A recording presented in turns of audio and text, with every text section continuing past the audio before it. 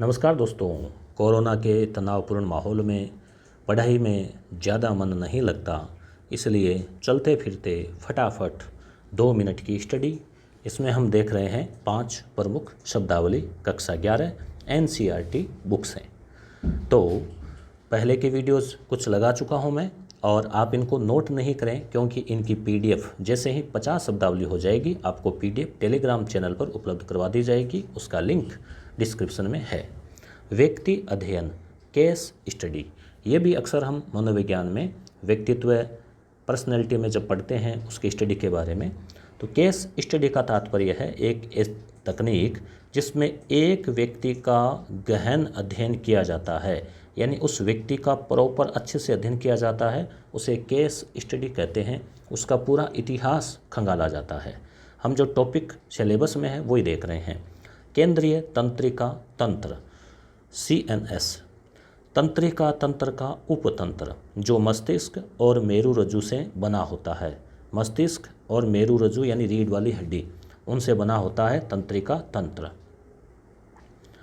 गुणसूत्र, गुणसूत्र आनुवंशिकी हम पढ़ते हैं उस समय काम आता है ये।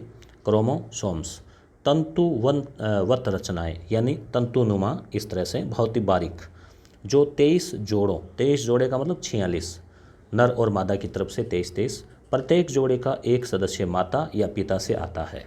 तो ये जो 23 जोड़े हैं, ये प्रत्येक जोड़ा जो है वो करीब 100 प्रकार की विशेषताएं हमें अपने पूर्वजों की देता है। इस हिसाब से हमें करीब 4600 प्रकार की विशेषताएं हमें अपने पूर्वजों से मिलती है। गुणसूत्र में उल्लेखनीय आनुवंशिकी पदार्थ डीऑक्सीराइबो न्यूक्लिक एसिड यानी DNA। आप RNA और DNA पढ़ते होंगे। DNA फिंगरप्रिंट, DNA से क्या होता है, हम आनुवंशिकी का पता लगा सकते हैं कि इनके पूर्वज कौन है या इनके जो जनज है वो कौन है। कालानुक्रमिक आयु, क्रोनोलॉजिकल एज, ये जब मानसिक आयु और CA और MA लगाते हैं, IQ ज्ञात करते हैं, तो उसका सूत्र आपको याद होगा MA/CA, ठीक है, या मानसिक आयु बटा वास्तविक आयु।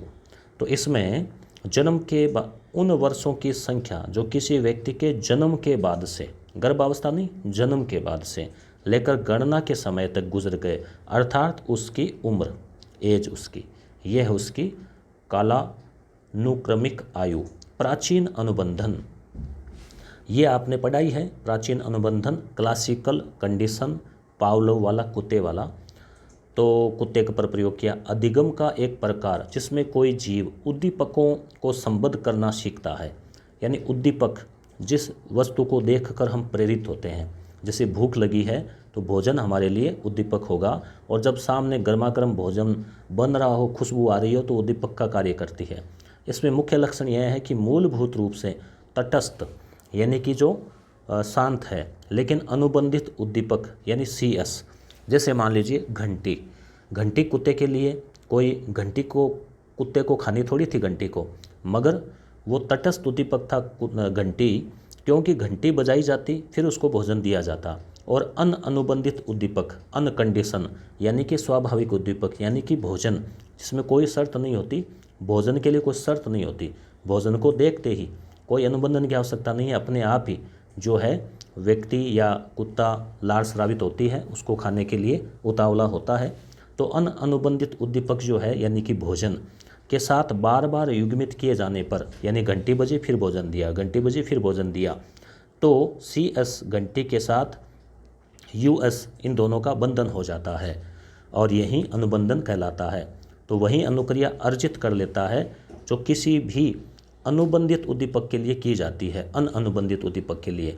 यानी जैसे भोजन को देखकर लार आना एक स्वाभाविक प्रक्रिया है, मगर घंटी बजते ही लार आ जाना एक अस्वाभाविक है, मगर फिर भी क्या है, वो अनुबंधन हो गया, इसलिए प्राचीन अनुबंधन इसको बोलते हैं। एक दूसरा उदाहरण लेते हैं कि एक कोई माता है, गृहिणी है, वो तैयारी कर रही है रीट की, वो अपने 10 साल के बेटे को चॉकलेट देती है, फिक्स है, डेयरी मिल्क 20 रुपये वाली एग्जाम्पल के लिए, और फिर कहती है कि मैं लाइब्रेरी जा रही हूँ। तो उसको चॉकलेट दी और कहा मैं 2 घंटे लाइब्रेरी जा रही हूँ, घर पे आराम से रहना शांति से। बच्चा मान गया। अगले दिन फिर 20 रुपये वाली वही फिक्स डेयरी मिल्क दी, वही फिक्स, एक दोपहर में मान लीजिए 2 बजे। अब अगले दिन वो उनको बताया कि मैं लाइब्रेरी जा रही हूँ, 2 घंटे पढ़ के शोर मत करना, घर पे शांति से रहना। बच्चे ने मान लिया। इसी प्रकार से तीसरा दिन, चौथा दिन, 5वां दिन आप ऐसा करेंगे। फिर आगे क्या होगा, जैसे ही आप 2 बजेंगे और बच्चे को अपने पर्स में से डेयरी मिल्क देंगे, बच्चा कहेगा ठीक है मम्मी आप आ जाना 4 बजे। तो ये क्या हुआ, चॉकलेट के साथ उस बच्चे का अनुबंधन हो गया।